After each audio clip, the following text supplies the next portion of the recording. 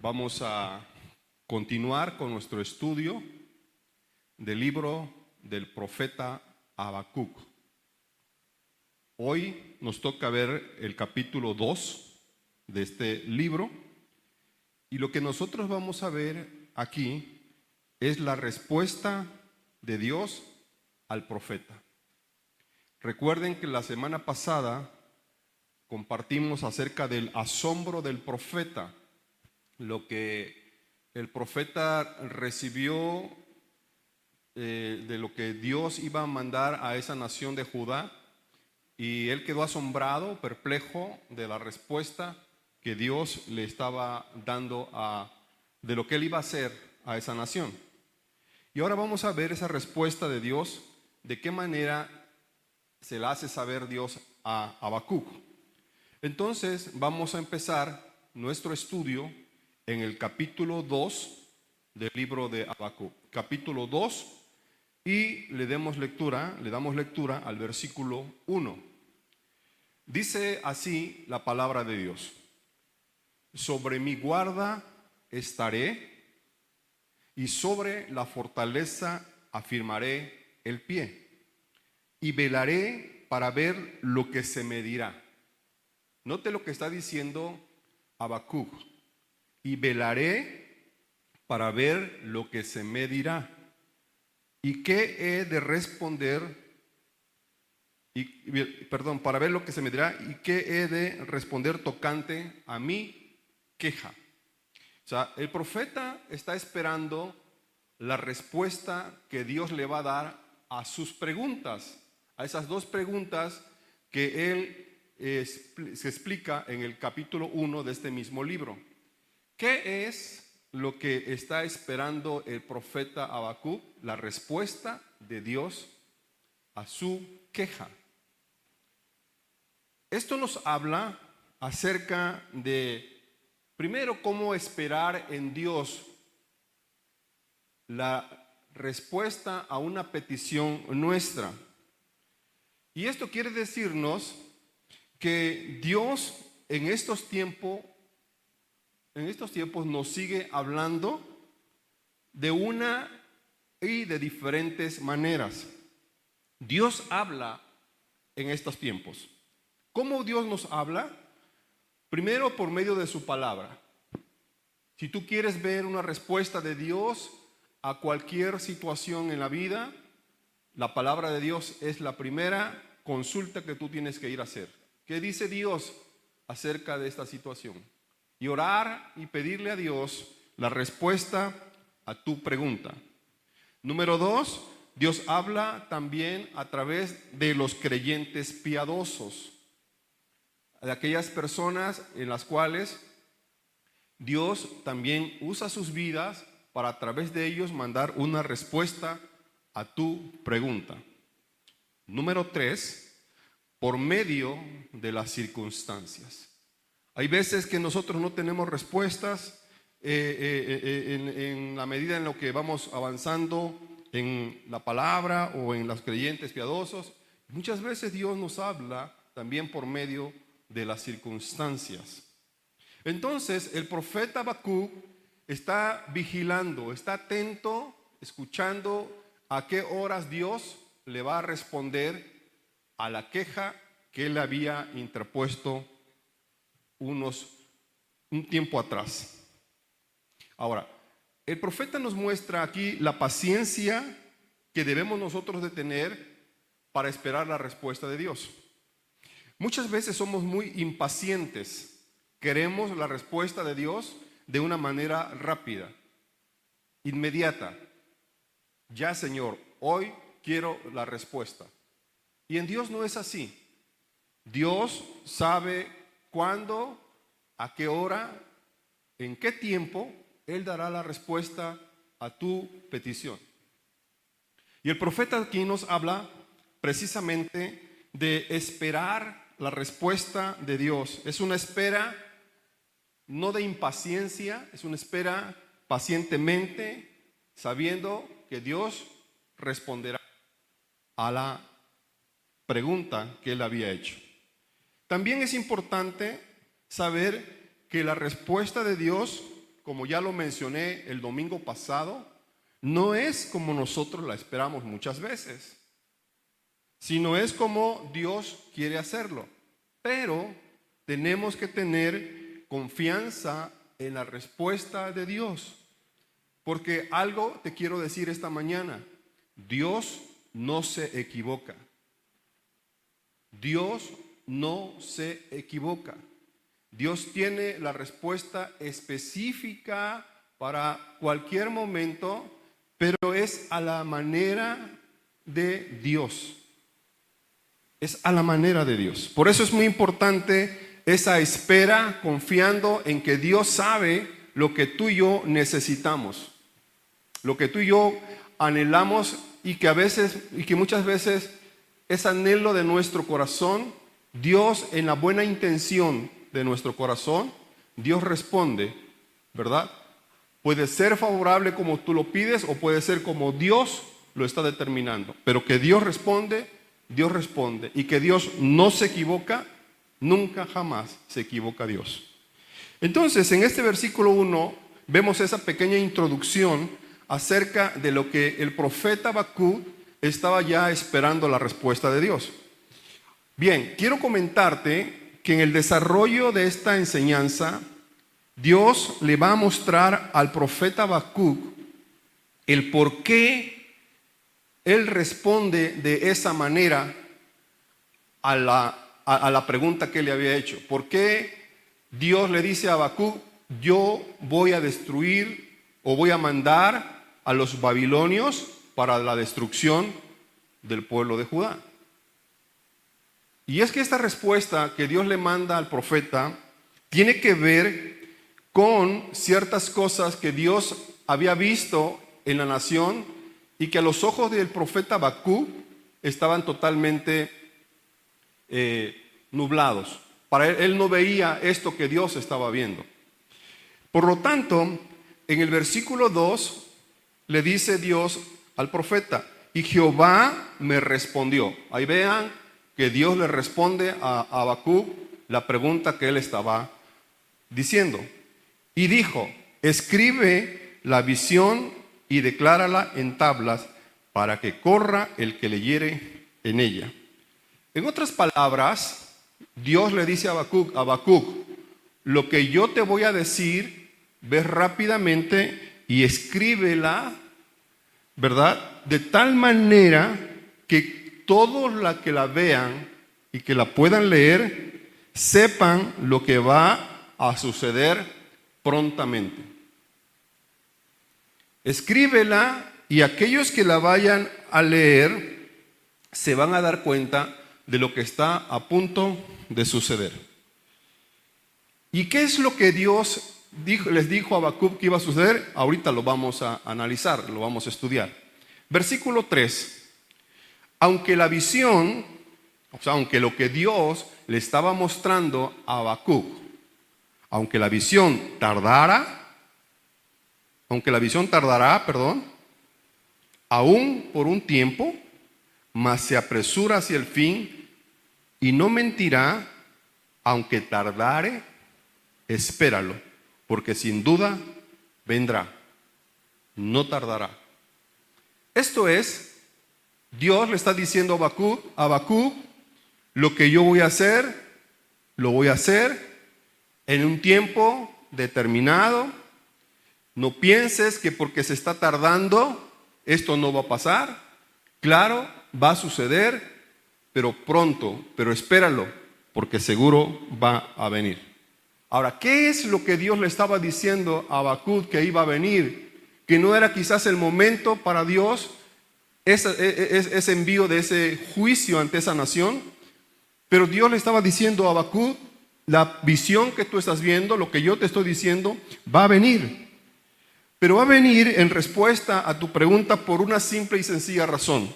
Primero, porque el mundo está mal.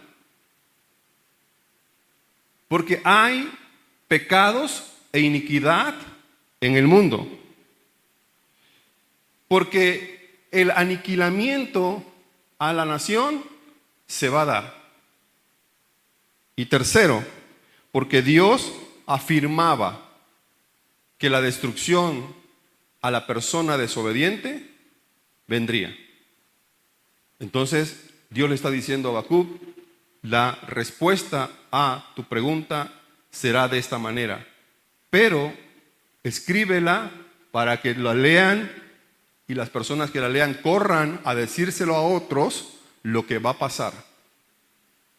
Eso que yo te estoy diciendo vendrá, va a suceder, no tardará, pero espéralo, porque va a venir.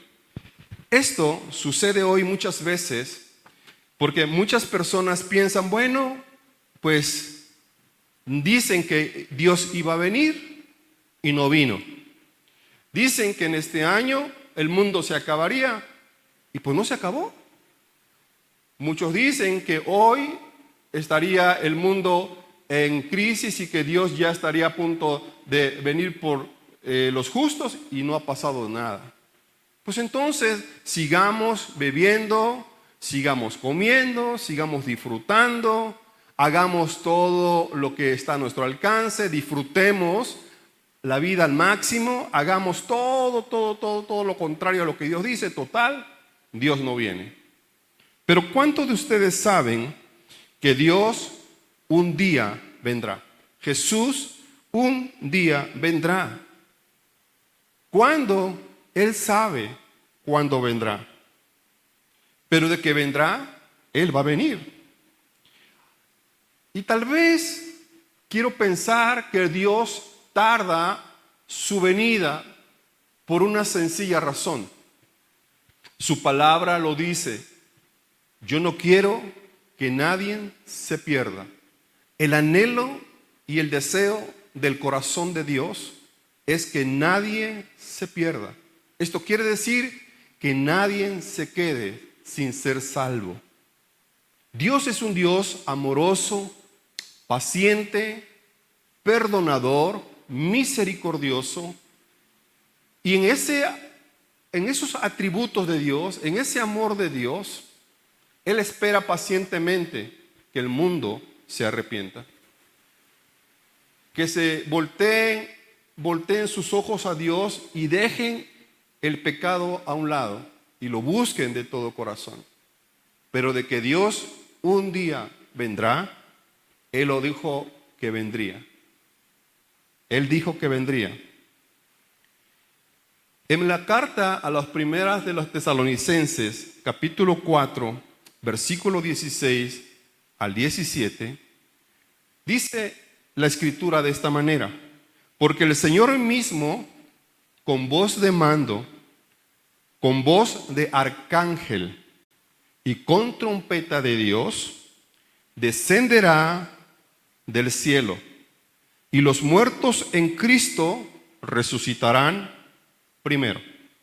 Luego nosotros, los que vivimos, los que hayamos quedado, seremos arrebatados juntamente con ellos en las nubes para recibir al Señor en el aire, y así estaremos siempre con el Señor.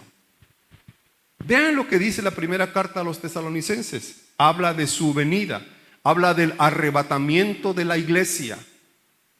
Dios un día vendrá, Jesús un día vendrá, y Él vendrá por aquellos que han llevado una vida justa delante de Él. ¿Y qué sucederá con aquellos desobedientes que no han querido aceptar y buscar a Dios? Bueno, por lo que le espera a ellos es la destrucción de sus almas. Pero Dios no quiere la destrucción de ellos. Dios quiere su salvación.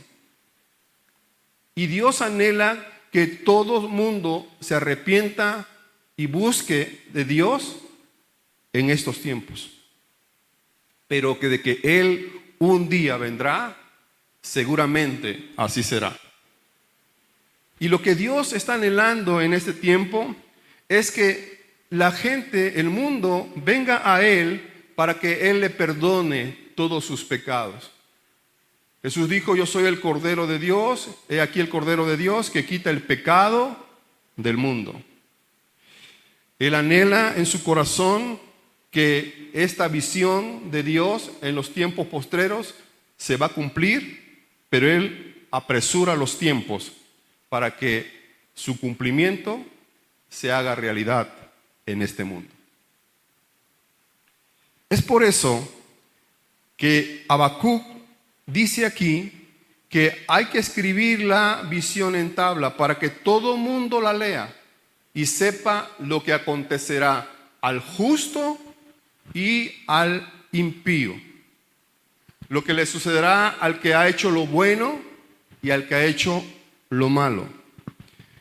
Entonces, regresándonos al versículo 3, dice: aunque la visión tardare aún por un tiempo, mas se apresura hacia el fin. ¿Cuál fin? El fin de los tiempos.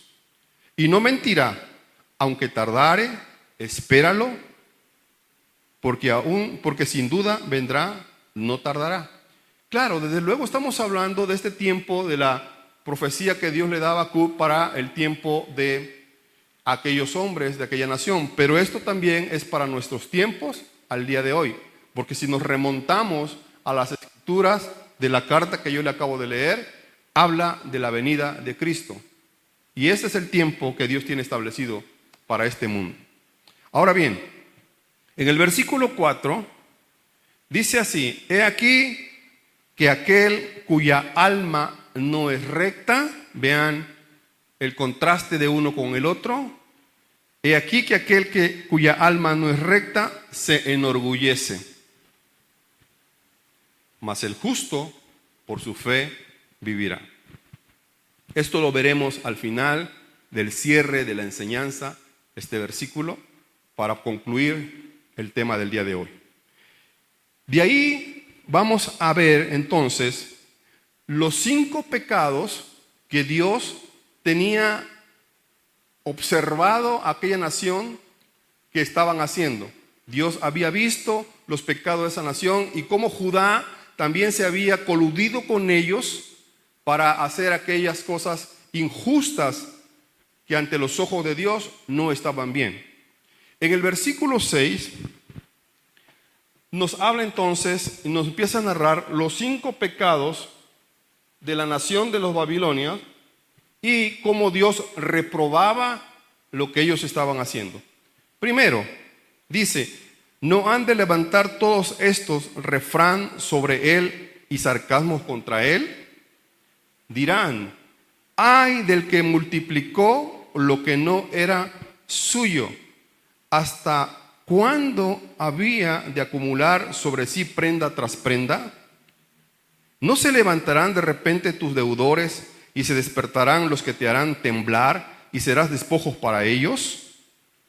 Por cuanto tú has despojado a muchas naciones, todos los otros pueblos te despojarán a causa de la sangre de los hombres y de los robos de la tierra, de las ciudades, de todos los que habitan en ellas.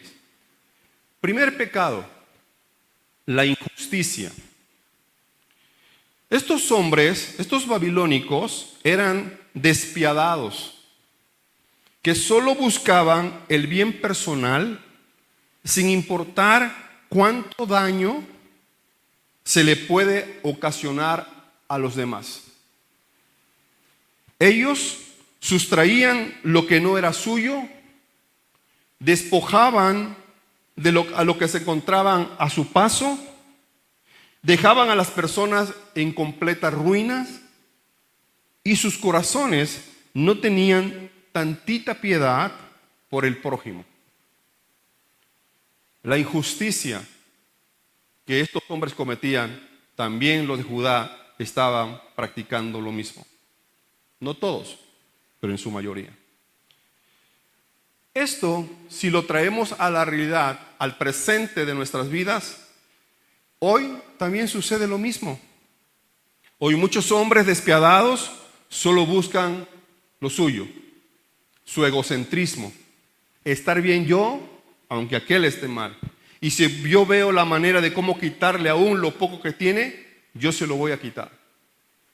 No tengo piedad, no tengo misericordia por el prójimo, por la persona que tengo cerca. no hay un sentimiento de misericordia en mi corazón. Soy una persona completamente implacable. Soy una persona que abusa de los demás y cometo injusticias. Y esta injusticia ante los ojos de Dios no es bien vista. Dios no ve con agrado al hombre injusto, aquel que se aprovecha de otros para hacerle un daño, aquel que busca beneficiarse a causa de un error o de una situación para su bien propio. Esto no es correcto ante los ojos de Dios. La injusticia es algo que Dios no acepta y no permite que los demás hagan. Y estos hombres, repito, hacían todas estas cosas y no les importaba que los demás sufrieran con tal de ellos salir librados y contentos con lo que habían sustraído. Segundo pecado, la codicia. Dice el versículo 9 al versículo 11.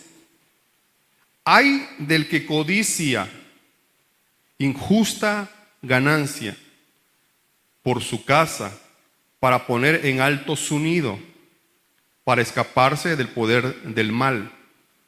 Tomaste consejo vergonzoso para tu casa, asolaste muchos pueblos y has pecado contra tu vida, porque la piedra clamará desde el muro y la tabla del enmaderado le responderá. Miren, la codicia es otro de los pecados que Dios aborrece. Codiciar es tratar de querer tener lo que otros tienen. Hacerse ricos, en este caso, con los bienes de otros. Buscar un estatus para ellos, aunque los otros sean destruidos. Pero hay algo bien importante que dice este versículo. Ellos pensaban que al hacer esto y sustraer y codiciar los bienes de otros, a ellos no les pasaría nada. Pero este capítulo, este versículo nos dice: ay del que codicia injusta ganancia por su casa, para poner en alto su nido, para escaparse del poder del mal. Tomaste consejo vergonzoso para tu casa, asolaste a muchos pueblos. O sea, usaste la violencia para sustraer sus propiedades, sus bienes. Y has pecado contra tu vida. Lo que tú estás haciendo, no sabes que pronto va a repercutir en contra tuya. Esto es algo importante, porque muchas veces nosotros pensamos que las acciones que nosotros hacemos no tendrán repercusiones en la vida. Claro que sí tienen repercusiones. Claro que sí vendrán sobre nosotros aquellas calamidades que nosotros hemos creado, hemos hecho. Y esta parte es muy importante entender. Yo le voy a leer esto mismo en otra versión, que quizás no pase en pantalla, pero escúchelo por favor. De repente, aquellos a quienes oprimiste se levantarán contra ti. Aquellos que tú oprimiste se van a levantar contra ti y te quitarán todos tus bienes. Te pagarán con tu misma moneda. Te pagarán con tu misma moneda. Así como tú robaste a muchas naciones, habrá naciones que te van a robar a ti. De esa manera pagarás por tu propia violencia, por todos los crímenes que cometiste en las ciudades del país. En otras palabras, vendrá una consecuencia fatal a tu vida. Lo que tú hiciste se te va a revertir. La misma violencia que tú ejerciste será ejercida sobre tu vida. Lo que tú pensaste que nunca te iba a suceder, te sucederá. Robaste, te robarán. Usaste la violencia para quitar o arrebatar aquello que no era tuyo, lo mismo sucederá contigo. Eso es lo que está diciéndole Dios a Habacuc de lo que le pasaría a esa nación. Pero la codicia es un pecado aborrecible ante los ojos de Dios. Tercera, violencia y delito. No sé si tú puedas ver este mundo cómo está, lleno de ¿qué? De violencia, de crímenes, derramamiento de sangre, etc. Dice el versículo 12, ay del que edifica la ciudad con sangre, con violencia, con muerte, y del que funda una ciudad con iniquidad, con pecado. ¿No es esto de Jehová de los ejércitos? Los pueblos, pues, trabajarán para el fuego y las naciones se fatigarán en vano, porque la tierra será llena del conocimiento de la gloria de Jehová, como las aguas cubren el mar. Mataban y robaban para así ser una nación poderosa. Mataban y robaban. Hoy vivimos en un mundo tan deshumanizado que no le importa matar a una persona con tal de robarle sus pertenencias. Arrebatarle la vida a una persona con tal de quitarle sus propiedades, con tal de quedarse con aquellos bienes. Y usan la violencia para hacerse más poderosos. Ellos creen que nadie los ve, pero Dios sí lo ve. Dios le está diciendo a Habacuc, yo veo la violencia que hace este pueblo. Yo veo lo desalmado que son en contra de aquellos que lo poco que tienen, vienen y se lo quitan. Para mí, Habacuc, eso no está bien. Pero aquí viene una pregunta.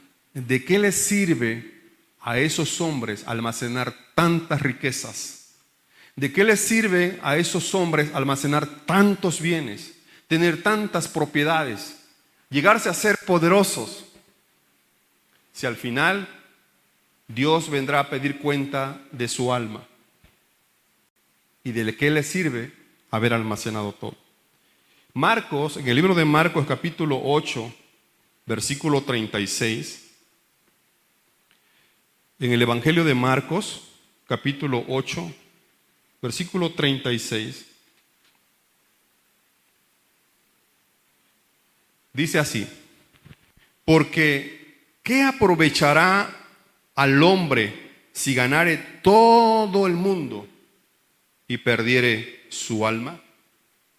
¿De qué le sirve, amado amigo, amiga, hermano, hermana, haber hecho todo esto en la vida, haber almacenado todo, haber despojado a muchas personas, haberle quitado todo, haberlo dejado en la ruina y tú haberte hecho poderoso, si al final de cuentas tu alma se perderá? ¿De qué te sirvió almacenar tantos bienes? ¿De qué te sirvió tener tan llenas las cuentas en el banco si al final de cuentas lo que más le interesa a Dios es tu alma, no es tu dinero, no son tus bienes, es tu alma? Y al final de cuentas tu alma se perdió. Hoy muchos están preocupados por la economía y almacenar de ver de qué manera. Hoy las autoridades han hecho una serie de acciones para erradicar en este tiempo de pandemia la violencia, los robos, los asaltos, etcétera, ¿verdad? ¿Por qué? Porque a los hombres lo que más les interesa son los bienes. Tener dinero, no importa cómo, pero yo lo voy a tener. Si tengo que matar a esta persona, lo voy a hacer. Si tengo que robarle, lo voy a hacer. Si tengo que despojarlo de sus bienes, lo voy a hacer. Pero tu alma se perderá. Tu alma llegará un día a estar delante de la presencia de Dios. Como nunca buscaste a Dios, como nunca hiciste caso a enmendar una vida recta delante de Dios, pues tu alma se perderá. Y eso es lo que Dios no quiere. Tal vez Dios por eso está retardando su venida. Porque yo lo dije al principio, Él no quiere que nadie se pierda, sino que todos procedan al arrepentimiento. Cuarto pecado de lo cual Dios le está diciendo a Habacuc que esa nación estaba practicando: la inmoralidad. La inmoralidad. Versículo 15 al versículo 17. Ay del que da de beber a su prójimo, ay de ti que le acercas tu hiel y le embriagas para mirar su desnudez. Te has llenado de deshonra más que de honra. Bebes tú también y serás descubierto. El cáliz de la mano derecha de Jehová vendrá sobre ti, y vómito de afrenta sobre tu gloria. Porque la rapiña del Líbano caerá sobre ti, y la destrucción de las fieras te quebrantará, a causa de la sangre de los hombres y del robo de la tierra de las ciudades y de todos los que en ellas habitan. ¿De qué sirve la escultura que esculpió el que la hizo? La estatua de fundición que enseña mentira, para que haciendo imágenes mudas confíes en el hacedor de su obra. La inmoralidad. En la otra versión que yo tengo aquí, dice de esta manera, mire: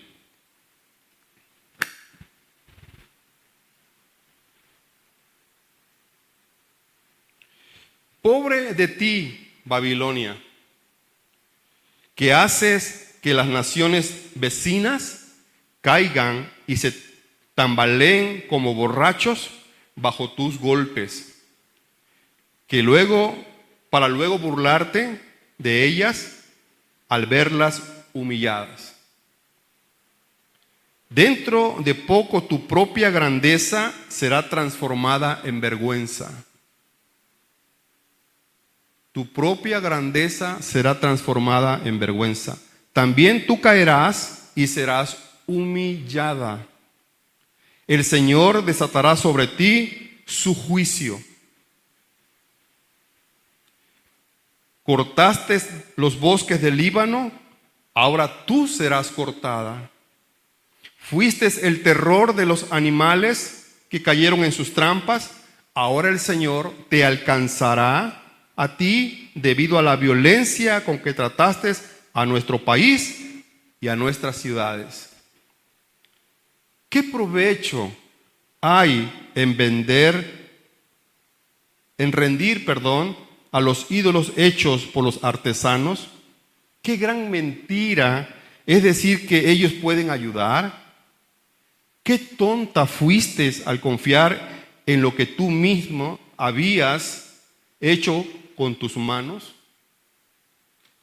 Esta situación en la que estaban viviendo estos hombres en este tiempo, que era la inmoralidad, era algo aborrecible más ante los ojos de Dios, debido a que ellos hacían burlas y humillaban a los demás a través de esta manera de vivir, de la inmoralidad.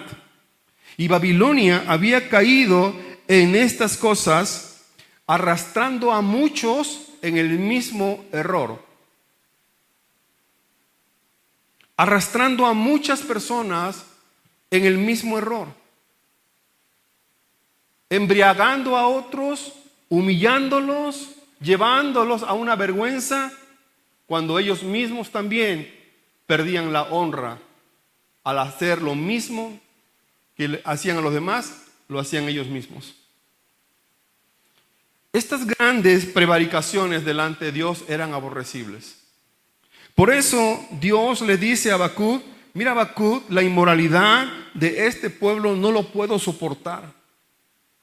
Es tanta la maldad que hay en sus corazones que se atreven a hacer imágenes, decirle a aquellos que adoren esas imágenes, que se postren ante esas imágenes, que le roben la gloria a Dios con tal de verlos humillados y burlados y desviándolos del propio camino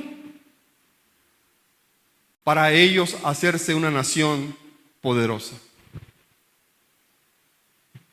Hay que tener cuidado. A veces los mismos creyentes pueden ser desviados por falsas doctrinas, por falsas enseñanzas. Porque en tu desesperación, al no ver la respuesta de Dios a tu petición, tú puedes ir tras otras cosas que no agradan a Dios y que ante los ojos de Dios son inmoralidad espiritual, y que lejos de buscar el bien para tu vida, buscas tu propio mal. Tenemos que tener cuidado, porque muchas veces aquellas personas aparentemente bien intencionadas no buscan el bien tuyo, sino buscan desviarte, humillarte y decirte: mira, ¿no que eras tú tan firme en Dios? ¿No que en verdad tú decías que estabas totalmente firme en Dios? Y mira, tantito vino una situación a tu vida, tantito llegó el temor, el miedo a tu vida, clamaste a tu Dios y Dios no te respondió, y te desesperaste y hiciste cosas abominables ante los ojos de Dios. Esta nación era una nación inmoral, perversa, que hacía cosas que ante los ojos de Dios no eran bien vistas. Y el quinto y último pecado de esta nación era la idolatría. La idolatría. Y esto mismo lo podemos nosotros ver del versículo 19 al versículo 20, pero dejémonos en el 19. Hay del que dice al palo: despiértate, y a la piedra muda: levántate. ¿Podrá él enseñar? He aquí está cubierto de oro y plata, y no hay espíritu dentro de él. La idolatría era algo que estaba tan constante en la vida de esa nación, que muchos, repito, eran engañados, desviados en su fe, en su creencia y en su confianza que tenían en Dios. En su fe, en su confianza, en lo que ellos habían aprendido acerca de sus antepasados, a buscar a Dios y confiar en Dios. Esta nación fabricaba sus propios ídolos y los hacían que los adoraran, que se humillaran delante de esa imagen. Y a través de este engaño, muchos fueron arrastrados, aún los que tenían fe en Dios. Y sus imágenes, dice esta escritura, eran talladas en oro y plata, o sea, se veían bonitas. Estaba bien hecha porque eran los artesanos de ese tiempo. Y le deslumbraban a aquellos hombres con todo lo hecho, ¿sabes?, de verlos, a esas imágenes. Y quedaban deslumbrados por ella. Esta nación hacía que estos hombres rindieran culto a estos ídolos. Pero todo porque no tenían confianza en Dios, esta nación de Judá. En Mateo 24:24 En Mateo 24, en el mismo versículo 24,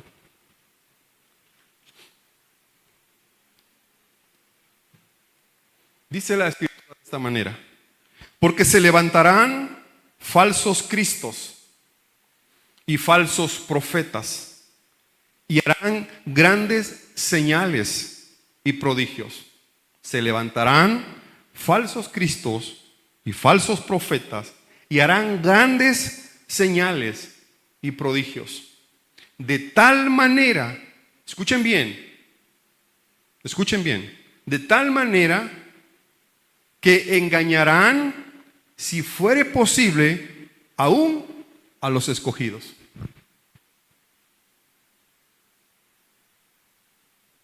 Habrá un engaño en este mundo en donde muchos serán movidos porque esperan una respuesta de Dios a su petición y Dios no responde. Y porque ellos buscan quizás la respuesta de Dios a su petición y como no la encuentran, entonces irán tras aquellos que dicen: he aquí, señales y milagros. Aquí está el Cristo, aquí está el Hijo de Dios. Y muchos serán engañados, muchos serán desviados. Y esos tiempos son los tiempos peligrosos de los cuales habla la Biblia. Tiempos peligrosos que vendrán porque el hombre solamente quiere la respuesta a su petición conforme a lo que él está pidiendo. Pero Dios está viendo otras cosas. Está llamando al arrepentimiento a muchas naciones. Está llamando a mucho pueblo a buscarle de todo corazón, a dejar sus iniquidades, a dejar sus pecados, a dejar sus ídolos y buscar a Dios. A dejar aquellas cosas que pareciera que a sus ojos son bien vistos, pero ante los ojos de Dios es incorrecto, es pecado.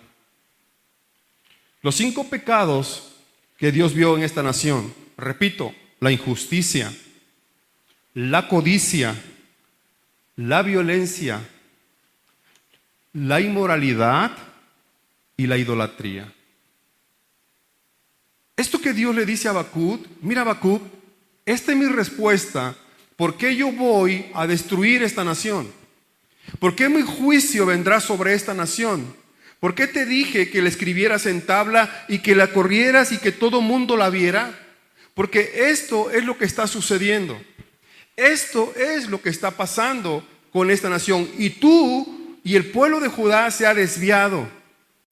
Se ha ido tras ellos.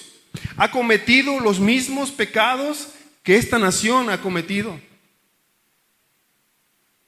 Por lo tanto, Habacuc, escucha bien. Para ti, mi respuesta no es favorable, Habacuc. Para ti, mi respuesta te causa asombro. Porque tú lo que pides es: Dios, sálvanos.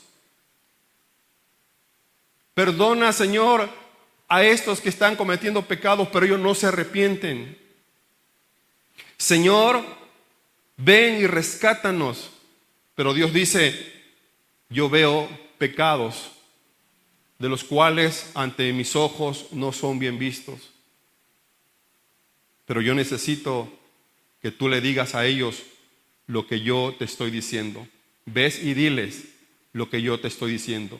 Ves y escríbelo y córrela. Lleva la noticia a todos los demás para que entonces ellos se puedan arrepentir.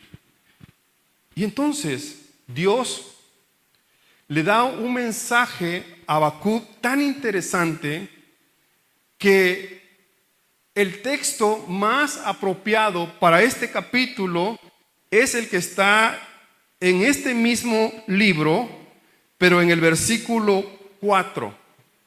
Y dice, lo repito de esta manera: he aquí que aquel cuya alma no es recta se enorgullece, mas el justo por su fe vivirá.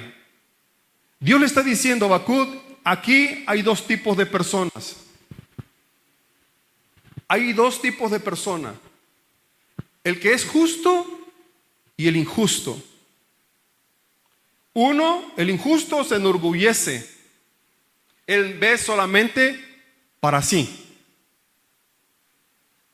para él. Y como él nada más ve para sí, no le importa hacer todos estos pecados con tal de que él esté bien. Pero yo veo al justo, al que busca a Dios, al que se acerca a él y al que busca estar viviendo solo para él. Entonces hay un contraste entre uno y otro. Y entonces Dios le dice a Habacuc: Habacuc, el justo por su fe va a vivir. Concluyendo en esta enseñanza, quiero decirte tres cosas que nosotros podemos aprender aquí del capítulo 2 del libro de Habacuc. Tres cosas que son importantes en la conclusión de esta enseñanza. Número uno, un día Dios juzgará a este mundo. Recuérdalo. Un día Dios juzgará a este mundo. Aunque pareciera que tarda, no es así. Dios tiene su tiempo y Él anhela que nadie se pierda, sino que todos procedan al arrepentimiento. Pero que ese día sucederá. ¿Cuándo será? No sabemos, porque nadie sabe el día ni la hora. Pero de que sucederá, sucederá. Y hoy en día tenemos aquí un libro maravilloso, que es la Biblia. Y todo aquel que lea las letras y las enseñanzas de este libro, seguramente buscará el bien para su propia vida. Y su alma se salvará conforme a su entrega a Dios. Número 2. ¿Qué sucederá al justo y al injusto? ¿Qué le pasará a uno y al otro? El injusto será para destrucción. Entendiendo el injusto, aquella persona que no busca hacer el bien y que su alma es despiadada y no busca a Dios de todo corazón y no quiere nada con Dios. Pero en cambio, el justo, por su fe, vivirá. El justo es un principio de vida en la fe de estos hombres. En los justos siempre prevalecerá el principio de la fe. Porque la fe mira hacia Dios, no hacia uno mismo. El orgulloso se mira a sí mismo. El justo mira a Dios. El justo eleva su corazón a Dios. El justo busca siempre agradar a Dios, a pesar de las circunstancias que está viviendo, a pesar de ver este mundo tan y tan desviado de los principios de Dios. Él siempre busca ser el bien y estar en una recta comunión con Dios. Porque el hombre justificado por su fe en Dios vivirá. Romanos, en el libro de Romanos, capítulo 1, versículo 17, dice la escritura de esta manera: porque en el evangelio la justicia de Dios se revela por fe y para fe, como está escrito: mas el justo por la fe vivirá. ¿Quieres tú ser justificado delante de Dios? Apártate del mal y busca a Dios. ¿Quieres tú ser perdonado y que el juicio de Dios no venga sobre tu vida? Apártate de los pecados y busca a Dios. En el libro de Hebreos, capítulo 10, versículo 38, dice: mas el justo vivirá por fe, y si retrocediere, no agradará a mi alma. Pero dice: mas el justo vivirá por fe. ¿Cómo vive el justo hoy? El justo no codicia, el justo no hace inmoralidad, el justo no hace violencia contra otros, no despoja a los demás, no le quita lo que él tiene o lo poco que tiene, no usa la violencia para quitarle los bienes a otros. El justo no busca hacerle daño a nadie. El justo busca agradar a Dios con su propia vida, con su propia acción. Gálatas capítulo 3, versículo 11, dice: y que por la ley ninguno se justifica para con Dios. Es evidente, porque el justo por la fe vivirá. El justo por la fe vivirá. El justo vive confiado en Dios. Escucha bien, el justo vive confiado en Dios. A pesar de las cosas que pueden pasar a tu alrededor, tú vives confiado en Dios. 2. El justo al final saldrá victorioso. El justo al final saldrá victorioso. Dios algún día dirá: buen siervo fiel, en lo poco fuiste fiel, en lo mucho te pondré. Bienvenido al reino de Dios. Pasa, hay un lugar para ti. El justo pone siempre su mirada en Dios. El justo siempre pone su mirada en Dios. Entonces, cuando Dios le dice a Habacuc todo esto, Habacuc se queda sorprendido. Habacuc le cambia todas aquellas cosas que él había pensado, que él había creído, que porque él estaba viendo aparentemente hombres justos, Dios le dice: no, Habacuc, también el pueblo ha pecado. Y las mismas prácticas que están haciendo los babilonios, también lo están practicando ustedes. Pero Habacuc, el justo, vive por su fe. El justo vive confiado en Dios.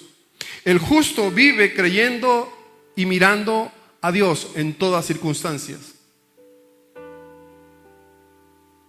Y esto es algo maravilloso.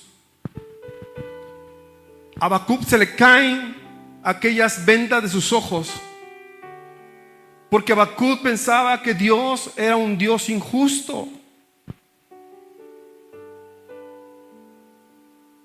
Y Dios es un Dios justo y maravilloso, hermano. Que si tú pones tu confianza en Él y le crees de todo corazón, el Señor actuará. Y Él hará lo propio para tu vida. Y este libro termina de una manera ejemplar, de una manera auténtica, de una manera maravillosa. En el versículo último de este capítulo, y con esto estamos terminando esta enseñanza el día de hoy, en el versículo 20, Dios le dice a Habacuc: Habacuc, Dios Jehová está en su santo templo. Calle delante de Él toda la tierra. En pocas palabras, lo que Dios le está diciendo a Habacuc, le dice: Habacuc, quiero que tú sepas algo. Los ídolos no tienen espíritu, están muertos. Los ídolos no sirven para nada. Los ídolos a lo que esta nación adoran y buscan y piden ayuda, no los oyen. Porque tienen oídos y no oyen, tienen ojos y no ven. Pero Habacuc, hay un Dios santo, un Dios puro, un Dios que está vivo y que está sentado en su santo templo. Así que delante de Él callen todos los hombres en la tierra, porque Dios está vivo. Porque Dios está vivo. Y qué buena noticia le llega a Habacuc, porque esto enardece su corazón, eso hace que su corazón rebote de alegría, y entonces él pueda mirar a Dios en todo su esplendor y ver su gloria eterna,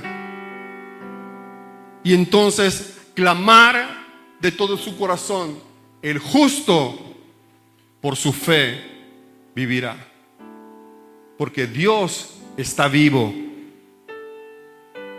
porque Dios está sentado en su santo templo, porque Él responderá, porque Él actuará para aquellos que han sido justificados por su fe en Dios. ¿No es maravilloso esto? ¿No es maravilloso esto? ¿No causa alegría en tu corazón, amado hermano, amigo, amiga? Que Dios le está diciendo a Habacuc: todos estos pecados necesito que se arrepientan y busquen a Dios, porque buscan ídolos, a ídolos que no lo escuchan, pero yo estoy vivo y yo sí escucho, y yo sí escucho, y todos los que vengan a mí, yo no los echaré fuera. ¿Quieres hoy buscar a Dios? ¿Quieres hoy acercar? Y entrega tu vida a Jesús. Él quiere ser hoy algo maravilloso en tu vida.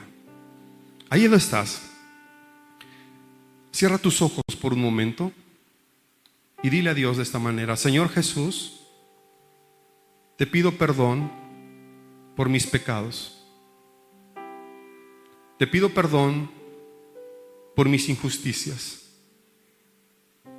Te pido perdón por haber desobedecido tus mandamientos. Te abro mi corazón, te recibo en Él como mi Señor y mi Salvador.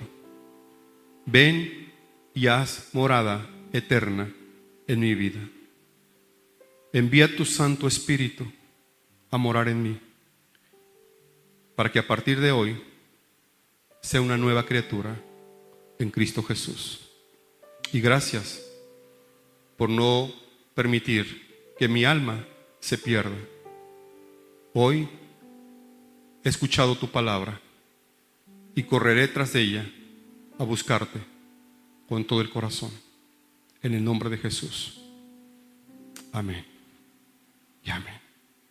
Dios les bendiga y nos vemos pronto.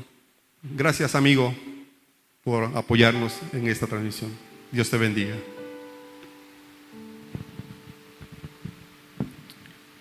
Gracias, Señor, por tu palabra que infunde aliento en nuestras vidas, que nos llena, Señor, nos llena de ti. Confiamos solamente en ti, Señor. Ponemos nuestra vida solamente en ti. Nuestra fe está puesta en ti, Jesús. Tú eres nuestra roca, tú eres nuestra fortaleza, precioso Dios.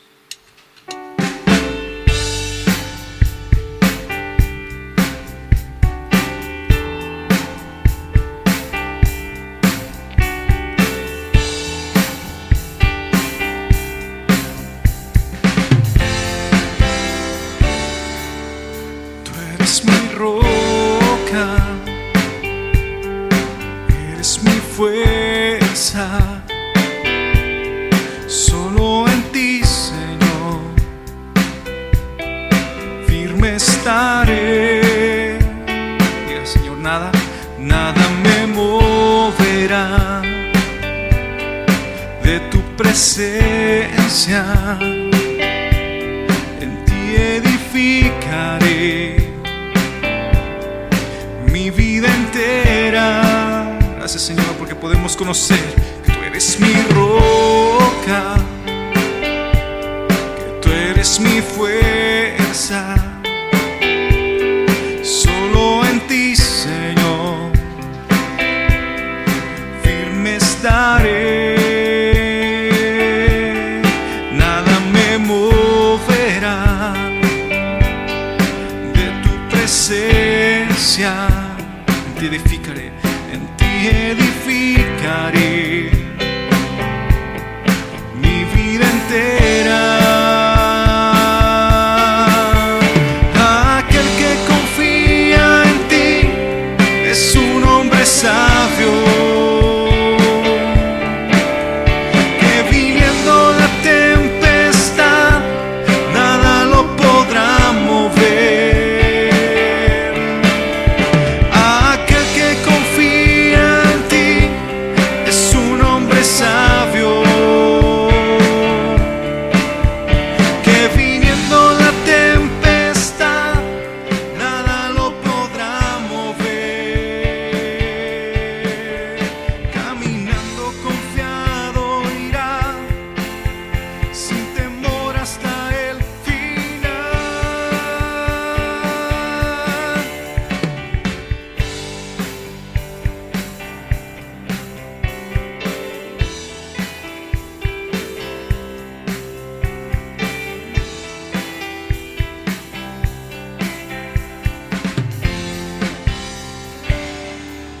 Tú eres mi roca, eres mi fuerza. Solo en ti, Señor, firme estaré. Y nada me moverá de tu presencia. En ti edificaré mi vida entera. Tú eres mi roca, eres mi fuerza. Solo en ti, Señor, firme estaré. Nada me moverá de tu presencia. En ti edificaré mi vida entera. Aquel que confía en ti es un hombre sabio, que viniendo la tempestad nada lo podrá mover. Aquel que confía en ti es un hombre sabio, que viniendo la tempestad nada lo podrá mover. Diga al Señor, aquel que confía en ti es un hombre sabio. No importa la circunstancia, que viniendo la tempestad